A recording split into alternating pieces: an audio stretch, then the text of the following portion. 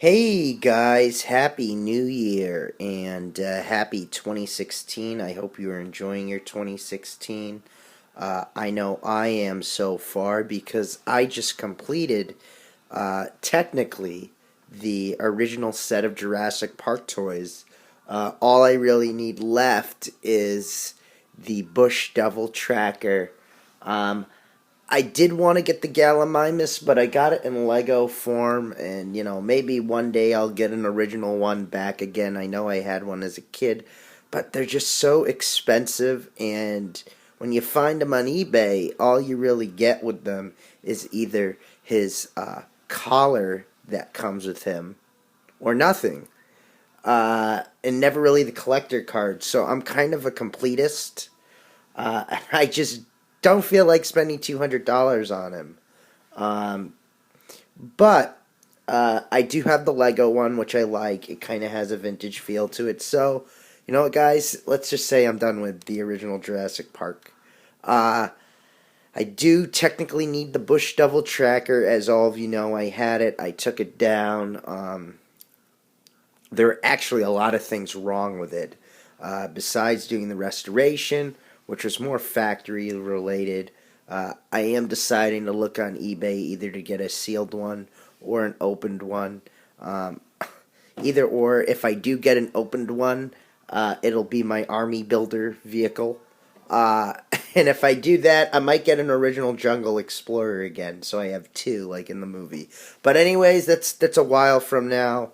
I got to really focus on Jurassic Park: The Lost World, because I got some work to do there. But anyways, this is our restoration video on the 1993 Jurassic Park Copter. So I didn't really have this one as a kid. I kind of got it late in the game in high school. I beat up mine. I don't know why. It was like $100 when I bought it. I had the box and everything, and I got it for nothing. Now you can't even touch these things more than $250.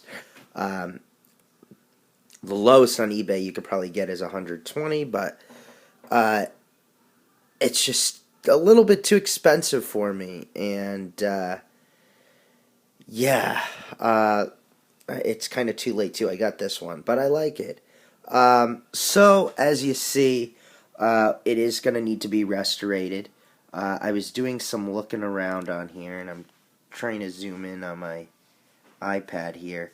So, typical issues on this vehicle and why it's so expensive, why it's tough to get. I paid 60 for him, or for it, and as you could see, it was missing stickers, but most importantly, it had all its parts. It has the capture net, which you won't see until part 2 of the video. Nothing's broken then. I just kind of stripped it.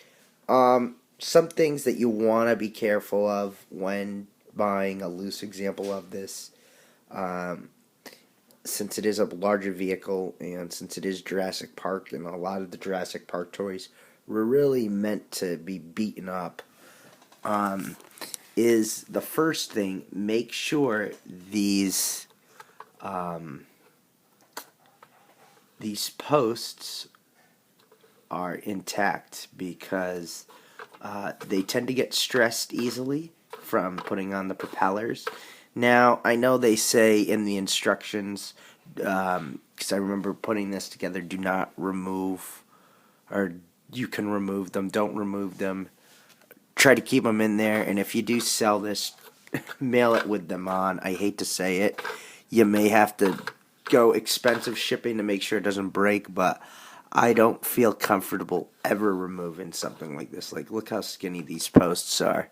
And all of them have stress, too, just from age. So, yeah, I'll try to zoom in on that best that I can. Yeah, see, guys. Yeah, you don't want to be careful of this. The next thing you want to make sure, this is an interesting one. Mine has some stress on it. Nothing to go all the way through, but this gets broken easy. This was a handle. A lot of people back then held it like this and snapped off when you had the figure and the dinosaur in it. The next thing that I want to know, and this is kind of a new thing I've seen, These can split as easily if you apply a lot of pressure on it. If you press on it, it'll split easily. The other thing, you want to make sure this is not knotted. You want to make sure this is intact. You want to make sure this piece is here. And also, you may notice this on most Capture Copter cockpits, but you could see mine is a little bit broken there. This is common. When I bought my boxed one 10 years ago, it had this issue. So I just think this was a Kenner factory flaw right there.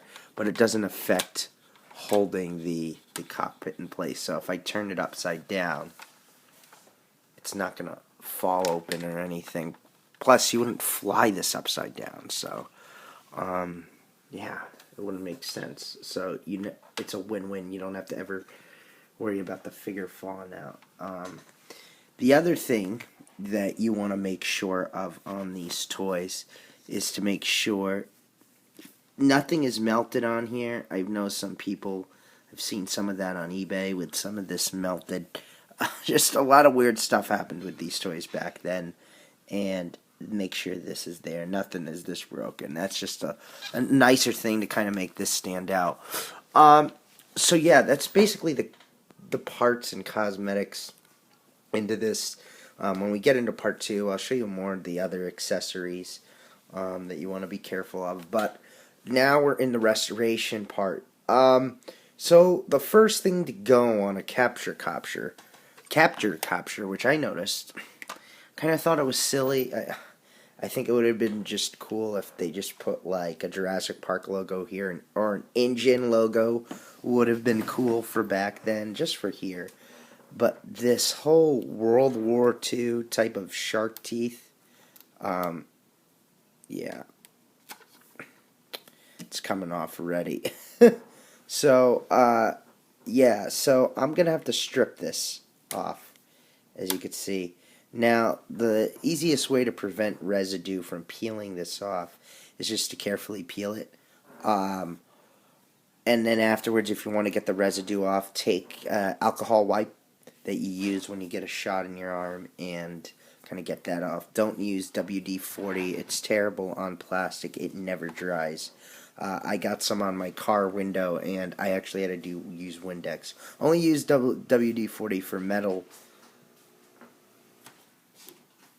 But, yep. Yeah. And the other thing that we're going to have to fix up is this. This was another thing to go on most of them. And oddly, this too. So, anyways, guys, so part 2, we will be completed with the restoration. We got the retro decals here, repro decals here, and stay tuned for part 2 of the Capture Copter restoration. Thank you.